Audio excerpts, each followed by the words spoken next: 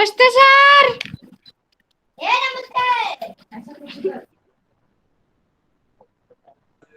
Good morning sir. नमस्ते sir. नमस्ते sir. Good morning sir. Sir आपकी वॉइस नहीं आ रही है। सर सर आपकी आवाज बहुत धीमी हो रही है, मतलब गूंज रही है। अच्छा, आवाज तो थोड़ा बहुत खराब होगा तेरी आवाज भी गूंज रही है। कुछ मत तुम बस करते रहो। देख लीजिए नया लेसन।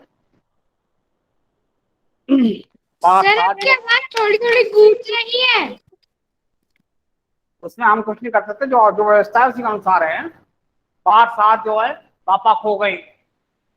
सर पृथ्वी का नेटवर्क धीरे होगा। ये करिए।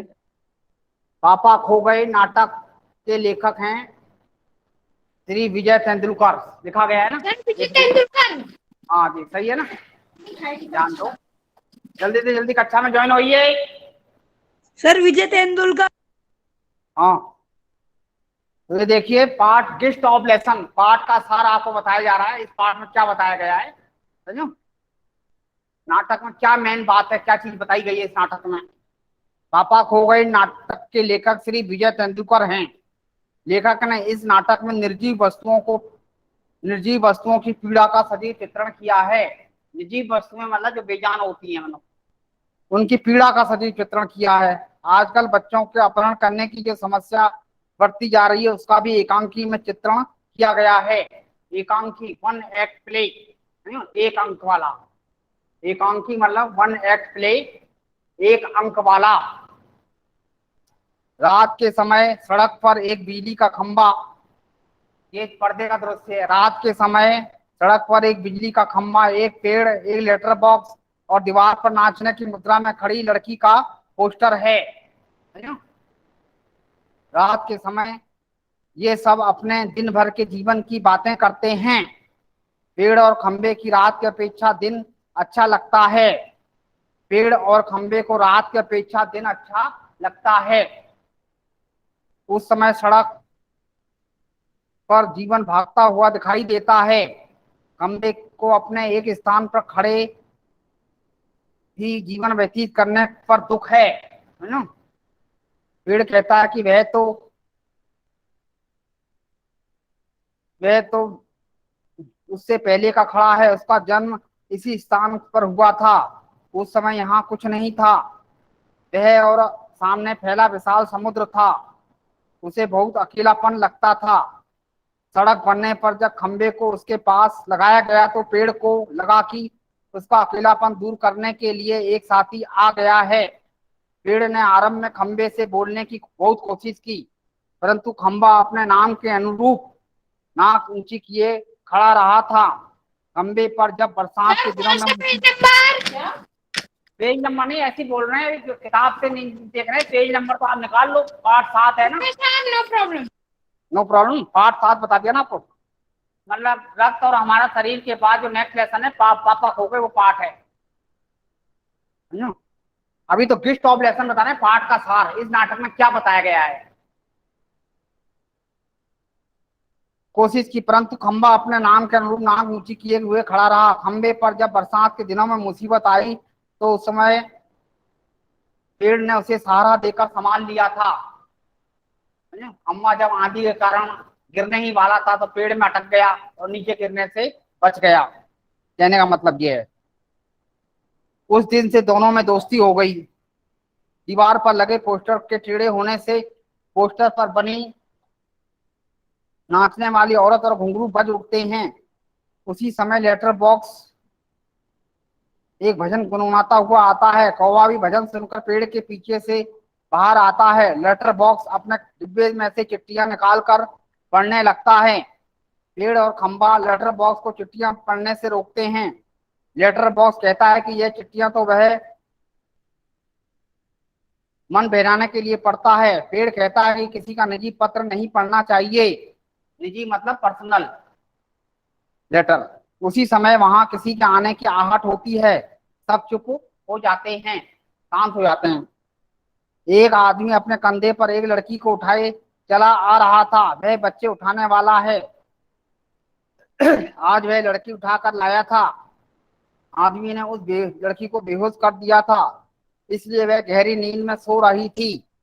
लक्ष्मी आदमी लड़की को वहीं छोड़कर अपने लिए खाने का प्रबंध करने चला जाता है। आदमी के जाने के बाद खंबा, पेड़, लेटर बॉक्स, कौवा लड़की और आदमी के विषय में बातें करने लगते हैं। वे सभी आदमी को बुरा भला कहते हैं। छोटी लड़की को उस आदमी से बचाने का उपाय सोचने लगते हैं। उन सबकी आवाजों के कारण लड़की जाग जाती है। वह सबको बातें करते देखकर हैरान रह जाती है। लड़की को उठा देखकर सब चुप हो जाते थे। लड़की अपने माँ बाप और घर की याद करके रोने लगती है। लेटर बॉक्स से अब चुप नहीं रहा जाता। लेटर बॉक्स लड़की से बात शुरू करता है और उसके मन का डर दूर करता है। वह लड़की से उसके घर का पता पूछता है। लड़की को अपने घर का पता मालूम नहीं था। सबको आश्चर्य होता है कि लड़की को अपने घर के विषय में कुछ नहीं पता था। लड़की पर सबकी बातें करने का भेद प्रकट हो जाता है। लेटर बॉक्स लड़की को बताता है कि वे लोग भी इंसानों की तरह बात करते हैं। लड़की उन लोगों के साथ घुल मिल जाती है। वे सब आपस में खेलने लगते हैं। लड़की को खेल में मग्न देखकर सब लोग उसको दुष्ट आदमी से बचाने का उपाय सोचने लगते हैं।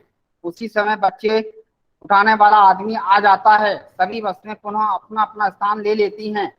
लड़की पेड़ के पीछे छिप जाती है। आदमी लड़की को ढूंढता है, उसे वह लड़की कहीं नहीं मिलती।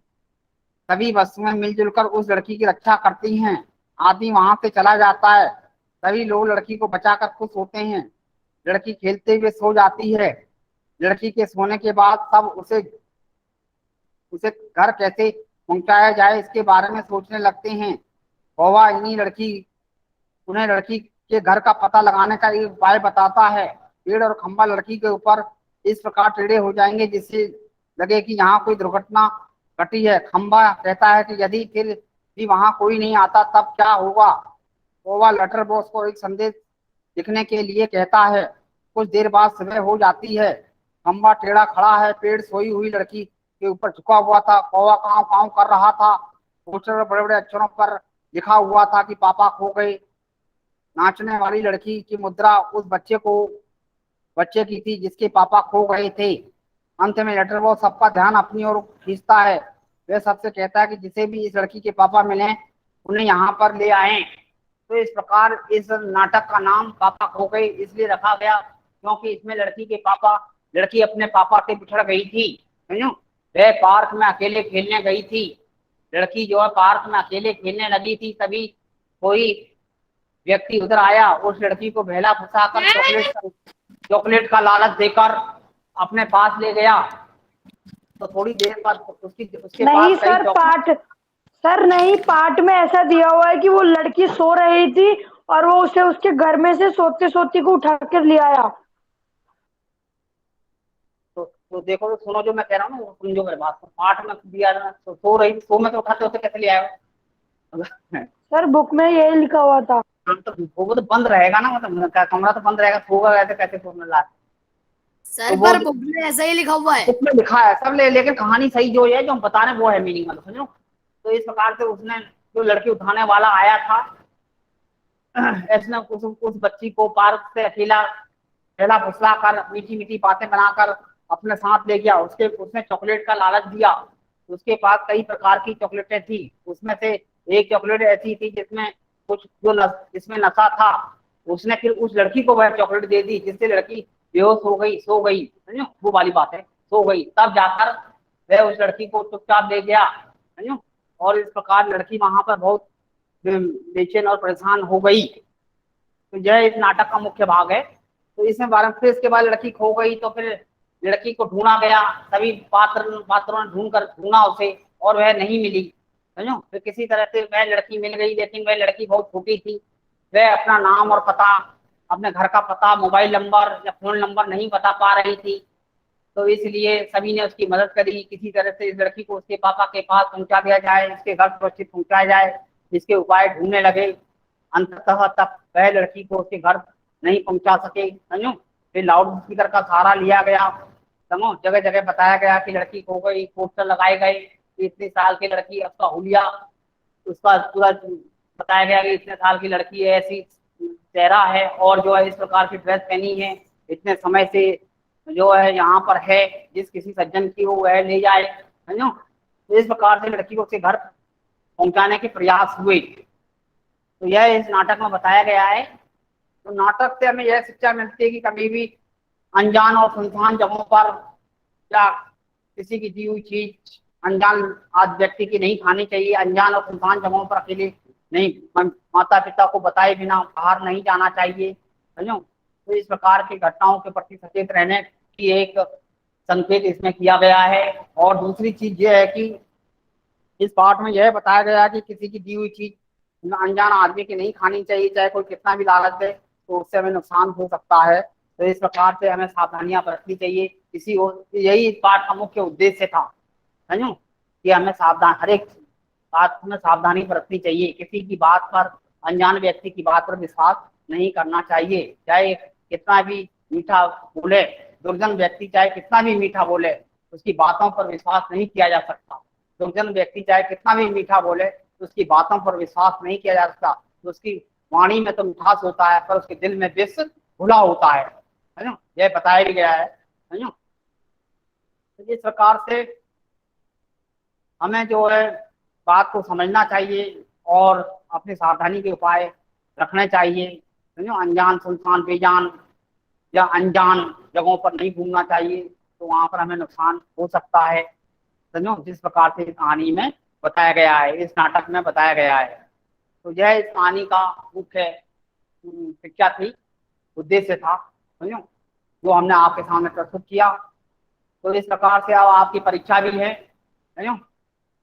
आपका एग्जाम जो है जब होगा तब आप तैयारी कीजिए। कल से आपकी परीक्षाएं हैं, आप तैयारी कीजिए, समझो। और किसी प्रकार का इस पाठ को करने से पहले मैं एक चीज और बताना चाहता हूँ। यदि कोई आपके मन में किसी प्रकार का कोई डाउट है या कोई प्रश्न है तो आप पूछ सकते हैं, तो उसका हल हम आपको बता देंगे। शायद कल से क्लास ना भी हो, समझो, कोई परीक्षा है, तो इसलिए मैं कह रहा हूँ आप किसी प्रकार का कोई डाउट है परीक्षा से संबंधित किसी प्रकार का, और भी व्याकरण से, महाभारत से, व्याकरण से, बसंत से, कहीं पर भी किसी भी तरह का कैसा भी आप पूछ सकते हैं, समझो। देख लीजिए, आप पूछ सकते हैं, समझो। तो इसके बाद यदि आपका डाउट नहीं है तो फिर ये पाठ, आप इस कहानी को, आप इस नाटक को आप घर में अच्छी तरह से पढ़ेंगे, समझो, और समझेंगे, समझो। क्योंकि ये तो ऑनलाइन क्लास है, तो इसलिए आप जो कठिन शब्द पाठ में आए हैं उनके अर्थ हम आपको देंगे, आप उनके अर्थ लिख लें, जिससे कि पाठ को समझने में आपको और भी आसानी हो जाए, समझो।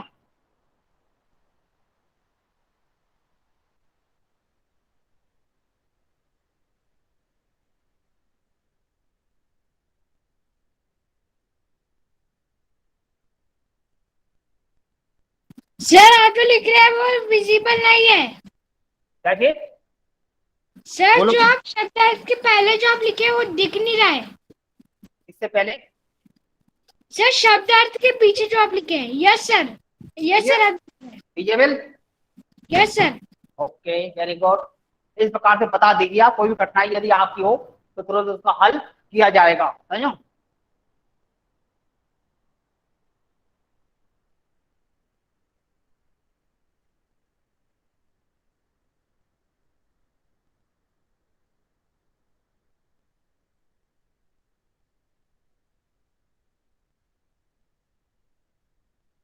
हाँ देखिए, आपके लिए जो लाइन भी खींच दी गई इधर, ये लाइन इस बात का संकेत है कि इससे आगे कुछ नहीं लिखा गया है, समझो। और इधर भी लाइन दे देंगे हम, उसमें आप यह मान लीजिए कि इससे पीछे कुछ नहीं गया, समझो? इस चीज को ये दर्शाता है, समझो, बॉर्डर किया गया। इसी प्रकार से आप भी जो है परीक्षा में जब अपना उत्तर लिखें, इसी प्रकार से मार्जिन दें, जिससे कि आपकी लाइनों की समता बनी रहे, समानता बनी रहे, और आपका पेज जो इधर तो उड़ता भी है तो उसमें दिखाई नहीं देता है, समझो। तो इसलिए आप अच्छी तरह से रिपोर्टिंग पीडीएफ बनाकर भेज सकते हैं, पीडीएफ भेज सकते हैं, मतलब, ठीक है, ये जान लो।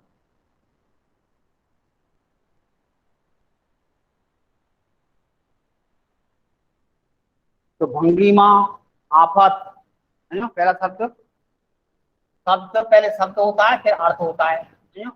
ये देखिए, ये इस तरह से है। फिर अर्थ, शब्द और अर्थ। जैसे भंगिमा,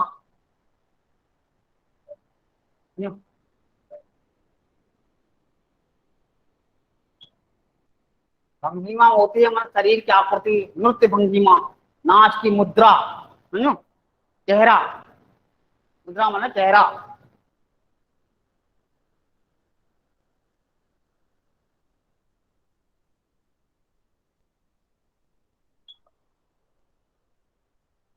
आफत, मुसीबत, उर्दू का शब्द था आफत, मुसीबत, है ना?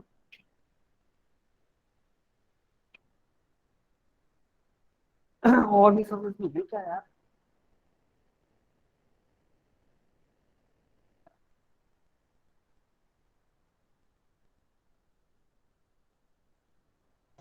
थर थर कांपना, है ना। थर थर, डर से कांपना, डर, डरना लिखो या तो डर जाना दीपांशु म्यूट कर ले। क्या है मेन? है। करो, बोलो मत, आप करते रहिए ना, अपना अपना कार्य करते रहिए। स्वभाव, आदत, है ना। स्वभाव, स्वभाव, गरूर,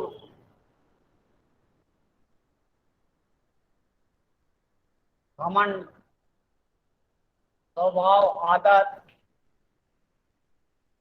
तो इसमें आए हैं चरित्र से संबंधित जो है, इसमें है चरित्र प्रधान है।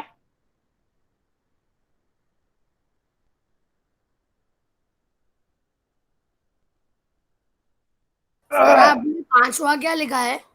गरूर,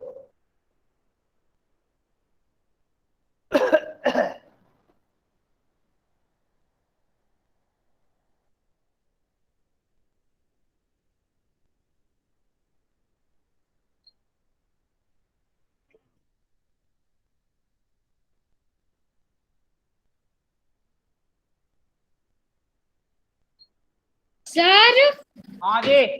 सर एग्जाम में संज्ञा भी आएंगी। संज्ञा ऐसे पहचानने को आएंगी, कौन सी संज्ञा है ये, मतलब शब्द दिए रहेंगे, शब्द संज्ञा बताने एमसीक्यू में आएगा। अच्छा अच्छा, जैसे वो जातिवाचक संज्ञा का एग्जाम्पल दिया होगा, संज्ञावाचक संज्ञा का, उसमें से फिर हमें ढूंढना होगा कि जातिवाचक संज्ञा कौन सी है, संज्ञा व्यक्तिवाचक, जैसे चार व्यक्तिवाचक ऑप्शन कौन दिए सी रहेंगे, है। चार ऑप्शन दिए रहेंगे, ओके सर। चार ऑप्शन रहेंगे, शब्द रहेंगे, तो उसमें बताना है कौन सा शब्द भी जातिवाचक संज्ञा था। का, खा, गा, हा, ऐसे ना। Okay sir. ओके।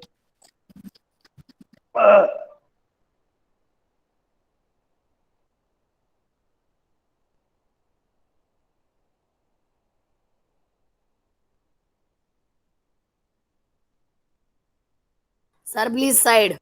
एक मिनट, फोकट सर मुक्त सिक्स्थ क्या लिखा है? अगर फोकट में सर सिक्स्थ क्या लिखा है? है जी,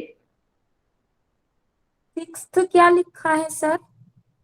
फोकट 7 नंबर फोकट लिखा है, मुक्त इसका है free. Sir sixth sixth Chhath 6 मुक्त नंबर पे।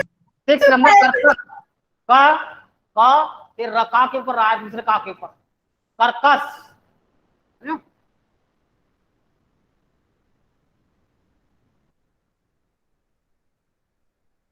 सर कर्कश यानी मोटी आवाज, जाती। मुहावरा है पेट में हुए दौड़ना। भूख लगना। हाँ, बहुत भूख लगना होता है, ठीक है, भूख लगना भी, लेकिन बहुत भूख लगना सही है। कहते हैं मेरे पेट में तो सुबह से ही चूहे दौड़ रहे हैं, मैंने बहुत भूख लग रही है, ठीक है। इस बात को स्पष्ट करता है, मुहावरा है। जहां पर ना आएगा वो मुहावरा है ना, पहचान। दाल में काला होना, कुछ गड़बड़ होना। दाल में काला होना एक मुहावरा और है, दाल में काला होना। यस सर, दाल में कुछ तो काला है। हाँ, कुछ गड़बड़ होना है, ठीक है, सही है बिल्कुल, कुछ गड़बड़ होना।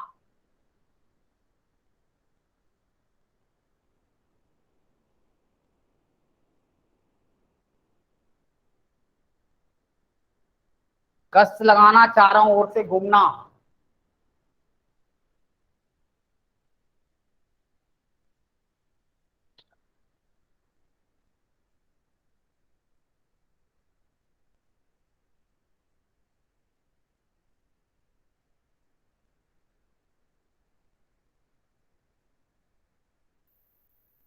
ओ, गौर से देखना, चकमा देना।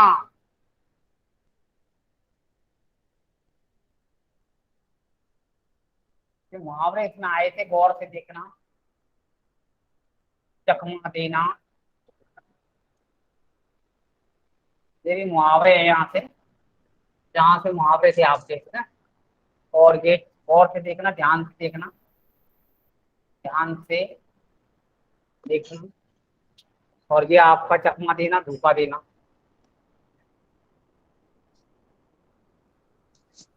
इस प्रकार से मुहावरे भी थे इसमें, समझो।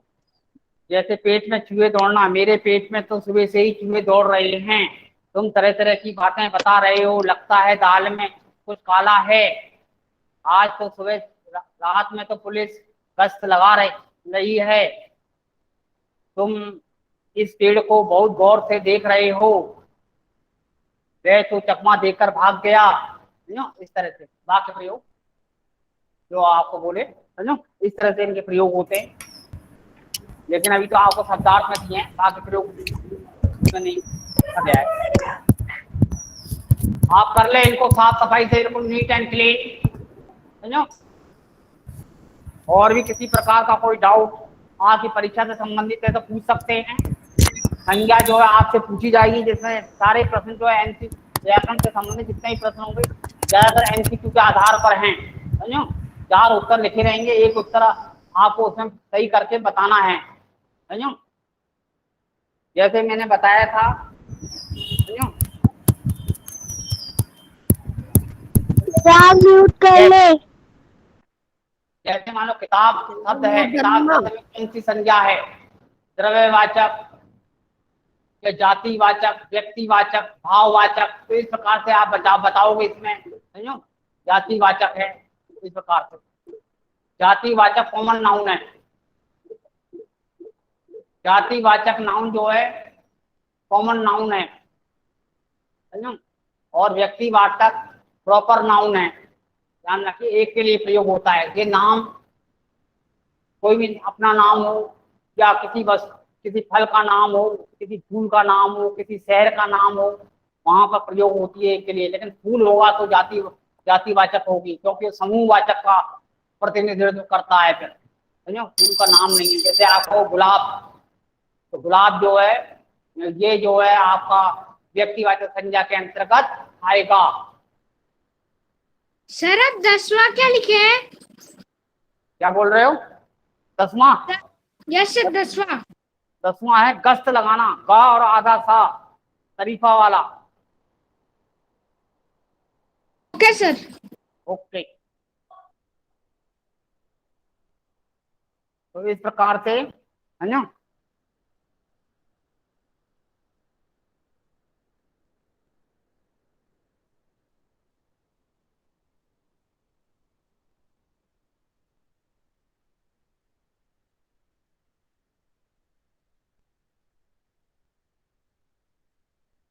ऐसे ही सर्वनाम भी आपको आएगा, भाई कौन सा सर्वनाम है, निजवाचक है, उत्तम वाचक है, समझो, या निश्चित वाचक है, अनिश्चित वाचक है।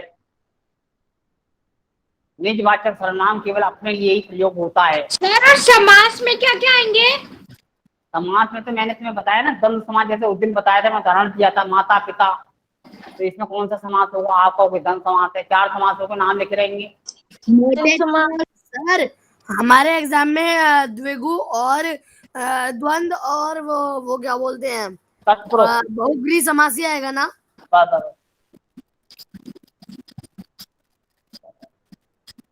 Noted sir.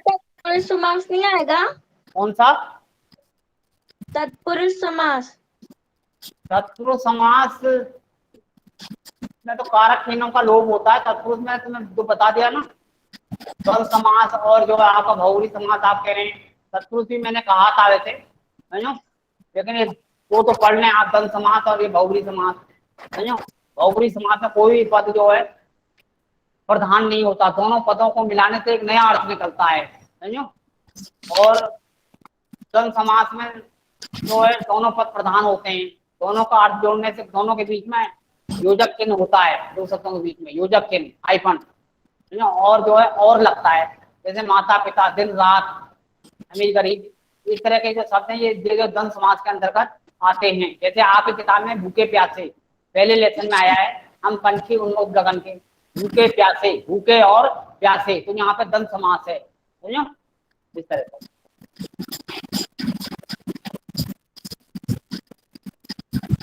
सर हाँ जी। सर हम एग्जाम लिखने के लिए हम रूल पेपर यूज कर सकते हैं? हाँ कर सकते हो, बस करते हो साफ सफाई से आप इसको मतलब डाउनलोड करें, मतलब पीडीएफ बना के, समझो। Okay sir. ओके, इसमें कोई पाबंदी नहीं, आप साफ पेपर, व्हाइट हो, सफेद हो, बढ़िया चमक हो, उसमें पढ़ने में आ जाए, अच्छी इंक और अच्छा पेपर, समझो, आपकी सर हम मददगार हो सकते कॉपियों हैं के पेपर यूज कर सकते हैं? ये। सर हम कॉपी के कॉपी के पेपर। पेपर यूज कर सकते हैं? आप कोई भी पेपर यूज करें, अच्छा पेपर हो, व्हाइट एंड व्हाइट, बिल्कुल साफ होना चाहिए पेपर, समझो। बस अब फोटो उसका साफ आना चाहिए ना पीडीएफ में। नो PDF सर, पता हम ये पूछ रहे हैं कि सर हम ये लाइन वाले पेज यूज कर सकते हैं? 101% यूज कर सकते हो, रूल पेपर तो कह रहे हो आप। Okay sir. हाँ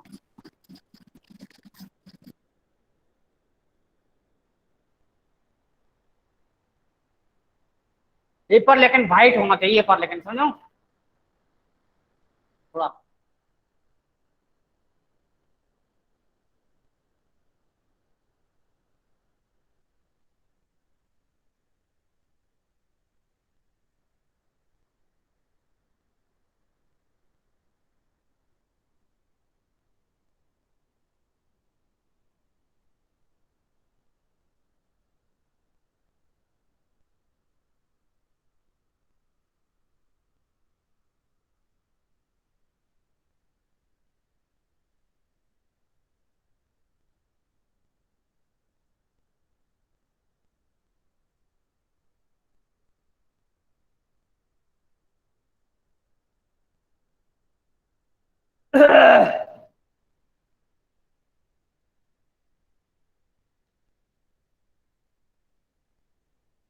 done sir.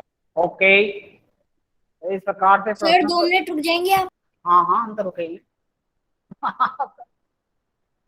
Noted sir. Noted, ठीक है सर आज इतना करवाएंगे? ये, इतना आप कर लीजिए, और कोई डाउट वगैरह है वो पूछ लीजिए, मतलब कोई डाउट वगैरह आपका बनता है तो मतलब पेपर समझ लीजिए ना, जैसे आप पूछते रह रहे हो, ध्यान आप याद करो कुछ, कि आपको कुछ पूछना है, क्या करना है क्या नहीं, समझो, लिखते रहिए, नहीं तो इसको तो लिख ही लिया आपने, समझो, तो इसलिए ज्यादा लोड नहीं देना चाह रहे हैं कि आप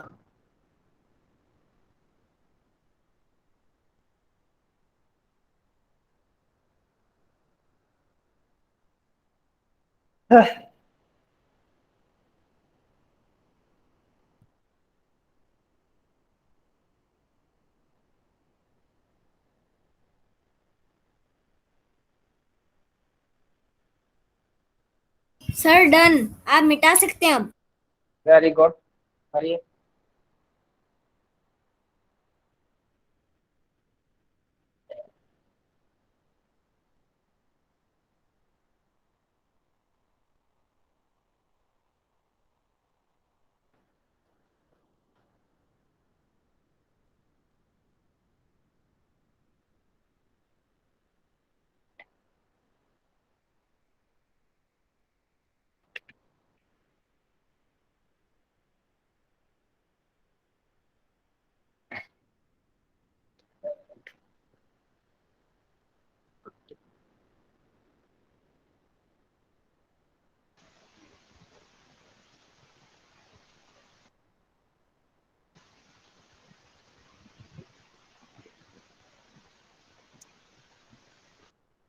आप थोड़ा इससे संबंधित जो है थोड़ी जानकारी जो है सुनिए जरा व्याकरण से। व्याकरण में आप पूछ रहे हैं, लेकिन आप जो है जैसे मैं बता रहा हूँ, जैसे प्रश्न इस तरह से हो सकते हैं व्याकरण में। राम ने बाजार से पुस्तकें खरीदी, वाक्य में रेखांकित अंश में संज्ञा शब्द कौन सा है, समझो। तो ये बताना है, राम ने बाजार से पुस्तकें खरीदी, वाक्य में रेखांकित अंश संज्ञा का कौन सा प्रकार है, समझो। जैसे पुस्तकें, तो इसमें लिखा रहेगा द्रव्यवाचक, व्यक्तिवाचक, भाववाचक, जातिवाचक। तो आप कहोगे जातिवाचक, ठीक है। इस तरह से करना है। ऐसी सर्वनाम में निम्न में कौन सा सर्वनाम शब्द निजवाचक का उदाहरण है। निजवाचक मतलब ये भी प्रॉपर ही है, निजवाचक सर्वनाम है। सर्वनाम प्रोनाउन कहलाता है, समझो। कोई, हमारा, स्वयं, कौन, समझो। कोई, हमारा, स्वयं, कौन। तो इसमें स्वयं जो है वो निजवाचक हो गया, तो अपने लिए प्रयोग हुआ है। निज मतलब अपने के लिए। मुहावरे हैं, कमर कसना, मुहावरे का अर्थ बताइए, समझो। कमर कसना तैयार होना, समझो। अंगारे बरसना, अंगारे उगलना, बहुत क्रोध करना। अंगारे बरसना ये अलग है, अंगारे उगलना बहुत क्रोध करना, समझो। अंगारे बरसना अत्यधिक गर्मी पड़ना, समझो। इस प्रकार से देख रहे हैं आप।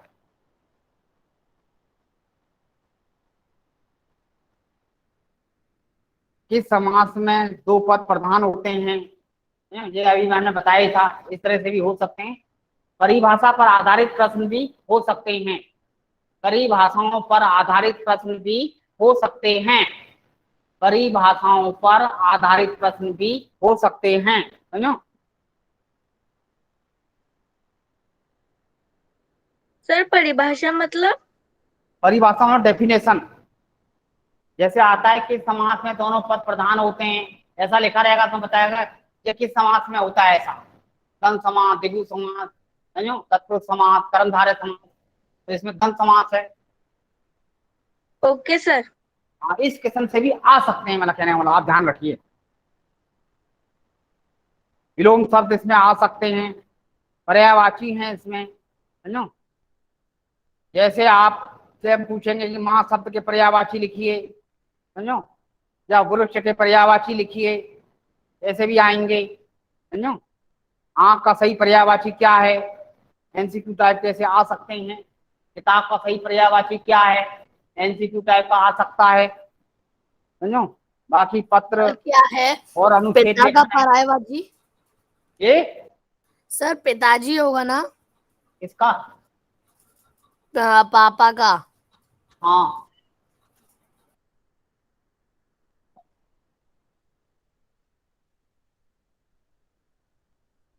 और भाई का भ्राता भी हो सकता है। 100% हो सकता है।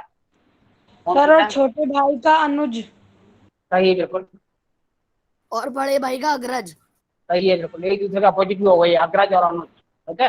अपोजिट वर्ड में काम कर रहे हैं। सर ज्येष्ठ भ्राता और अनुज। लेकिन पहले वाला याद सही है, ज्येष्ठ का कनिष्ठ हो जाता है। ज्येष्ठ ज्येष्ठ का फिर उसके अनुसार दूसरा है कनिष्ठ है, ठीक है। आप जो है उसी को ध्यान रखिए, अनुज और अग्रज। सर अनुज और अपराज। हाँ, ये बिल्कुल सटीक है, एकदम बिल्कुल करेक्ट है।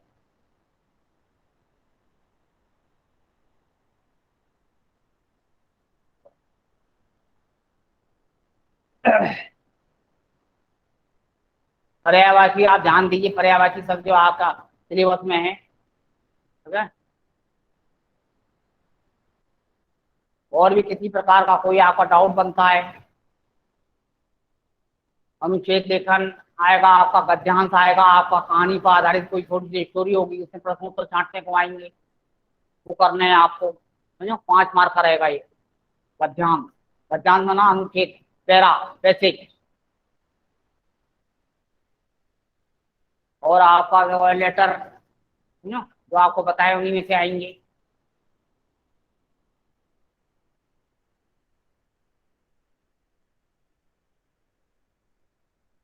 हमने आपको बताया था कि वर्षा ऋतु पर आप अनुच्छेद तैयार कीजिए, विद्यार्थी और अनुसार विद्यार्थी और दूरदर्शन, ये हमने बताया था आपको, होमवर्क में भी दिया गया था, इनको अच्छी तरह से पढ़ें, समझो। तो इस प्रकार से सारा सिलेबस जो आपके सम्मुख है और सारे नोट भी आपको दिए गए हैं, अभ्यास कार्य भी आपका चला है, तो अब आपसे ऐसी आशा तो नहीं की जा सकती कि आपको इसमें कमजोर रहेगा, आपका बहुत स्ट्रांग होना चाहिए हर एक काम, समझो। सर और हाँ ठीक है, बोलिए। नवीन कुमार बिना प्रेजेंट सर, नवीन कुमार वो मेरे बात को सही है बिल्कुल।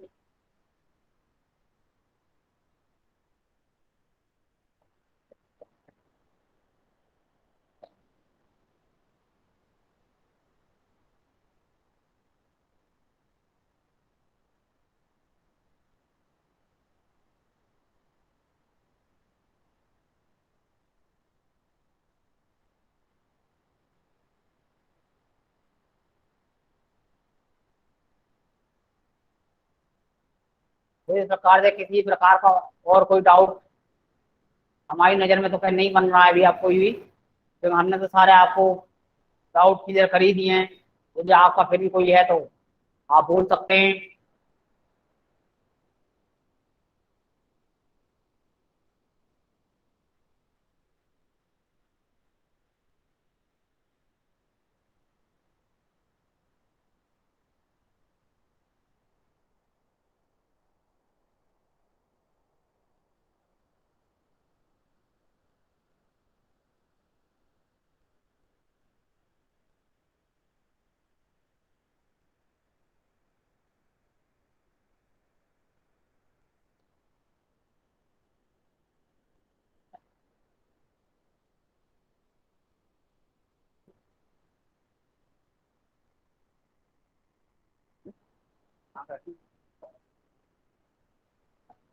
तो देख लीजिए कोई और डाउट यदि आपका परीक्षा से संबंधित बन रहा है तो।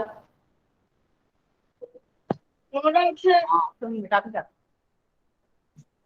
No doubt sir. No doubt, तो आपका सारे डाउट हमने क्लियर कर दिए, जो भी चीज आपको थी सारी मतलब एकदम। सर सर आप बोलिए। सर क्या आप व्हाट्सएप पे सारे ध्वज के नाम और वो जिस चीज में इस्तेमाल होते हैं उसकी लिस्ट भेज सकते हैं? इसकी बाद में भेजेंगे फिर, अभी पहले आपका परीक्षा कर लो ना, पहले एग्जाम आपका हो जाए, तब उसके बाद जो है हम आपको भेजेंगे, ठीक है। एक बार आप याद दिलाएंगे बाद में।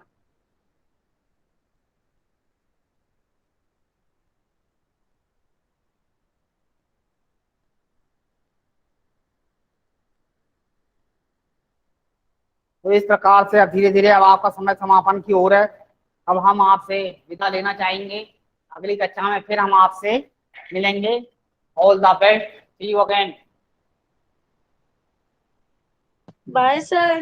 Bye bye sir. बाय।